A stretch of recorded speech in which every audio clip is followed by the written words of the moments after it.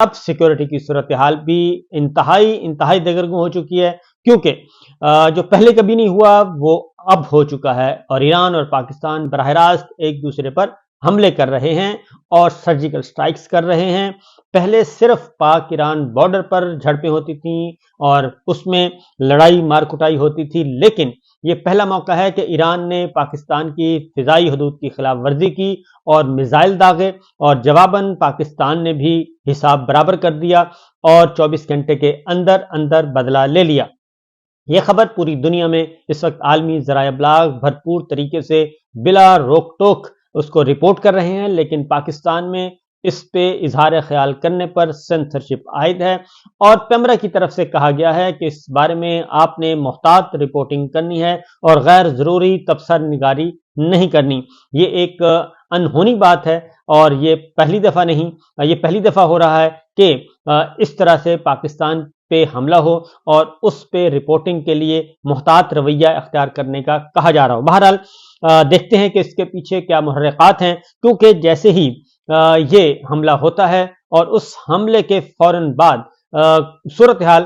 فوری طور پہ ٹوسٹ کرنے کی کوشش کی جاتی ہے کہ کسی بھی طریقے سے الیکشن کو پوسٹ پون کر دیا جائے، اور یہ ہم نہیں کہہ رہے کیونکہ ہم پر الزام نہ لگایا جائے، بلکہ کامران خان صاحب ہیں، وہ یہ کہہ رہے ہیں کہ فوری طور پر الیکشن مؤخر ہونے چاہیے۔ پاکستان کی افواج کل کی بھیانک پیش رفت اور ایرانی حکومت کے پاکستان پر اعلانیہ حملے کے بعد ملک کے گلی کوچوں میں انتخابات سیکورٹی فراہم کریں گی یا پاکستان کی سرحدات پر لاحق جنگ کے حقیقی خطرات سے نمٹیں گی۔ ملک پہلے ہی 10 سال کی بدترین دہشت گردی کی لہر کا شکار ہے،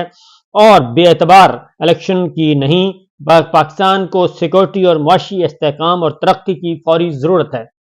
یہ بیانیہ فوری طور پہ اس میں شامل کر دیا گیا، اور کامران خان صاحب ایک طویل عرصے سے اس تگودو میں ہیں، اور وہ جنرل باجوہ کے زمانے سے ہی ہیں۔ وہ جنرل باجوہ کی ایکسٹینشن کے بہت بڑے حامی تھے، اور وہ آخر تک کوشش کرتے رہے کہ جنرل باجوہ کو ایکسٹینشن مل جائے اور الیکشن جو ہیں وہ جنرل باجوہ کروائیں، یا پھر جنرل باجوہ ایکسٹینشن لینے کے بعد کیا فیصلہ کریں، پھر وہ ان کے ساتھ تھے۔ تو اس وقت کامران اس وقت کامیاب نہیں ہوئے، لیکن اب کامران خان صاحب اسی ڈگر پہ چل رہے ہیں اور بار بار الیکشن ملتوی کرنے کی بات کرتے ہیں۔ پھر اس میں ایک اور بات، آج دوسری جانب الیکشن، کیونکہ الیکشن ملتوی کرنے کی باتیں مسلسل کی جا رہی ہیں، اور ایران اور پاکستان کی سچویشن کے بعد قومی سلامتی کمیٹی کا اجلاس بھی بلا لیا گیا ہے، اور قومی سلامتی کمیٹی کے اجلاس سے پہلے ہوگا وفاقی کابینہ کا اجلاس، اور وفاقی کابینہ کے اجلاس کے بعد قومی سلامتی کمیٹی کا اجلاس، جس میں ایئر چیف کو بھی مدعو کیا گیا ہے، آرمی چیف ہوں گے،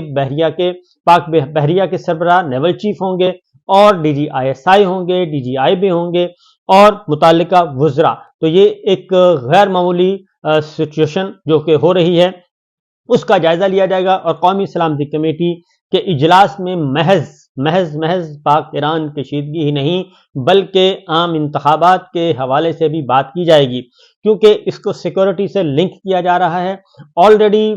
پنجاب پولیس جو ہے، آئی جی پنجاب، وہ بھی اس بات کا اظہار کر چکے ہیں کہ پنجاب میں ہم سیکورٹی پرووائڈ نہیں کر سکتے، اور ہمارے پاس شارٹ فال ہے 92,000 ٹروپس کا، 92,000 جو ہیں ٹروپس وہ ہمارے پاس نہیں ہیں، وہ سیکورٹی کیسے پوری کریں گے؟ اور یہی بات کی گئی تھی جب چیف جسٹس عمر عطا بندیال صاحب کے سامنے یہ پنجاب اور خیبر پختونخوا کے الیکشن کی بات ہوئی تھی، تو اس وقت بھی الیکشن نہیں کروانا مقصود تھے، اس لیے پولیس جو ہے وہ کچے میں دوسری جنگ عظیم کے لیے کچے کے علاقے میں چلی گئی تھی پنجاب پولیس، اور وہاں پہ ابھی تک مصروف ہے یا واپس نہیں آئی، اس کا پتہ نہیں، اور اسی لیے الیکشن پوسٹ پون کر دیے گئے تھے اور الیکشن نہیں ہونے دیے گئے تھے۔ ابھی بھی سچویشن اسی طرف لے جانے کی کوشش کی جا رہی ہے، اور کامران خان صاحب ایک اور بات بھی کرتے ہیں۔ پہلے ذرا کامران خان صاحب کی باتیں، کیونکہ وہ خاص طور پہ سمجھے جاتے ہیں کہ ایک خاص نقطہ نظر، اور سمجھے جاتے ہیں بہت زیادہ قریب ترین ہیں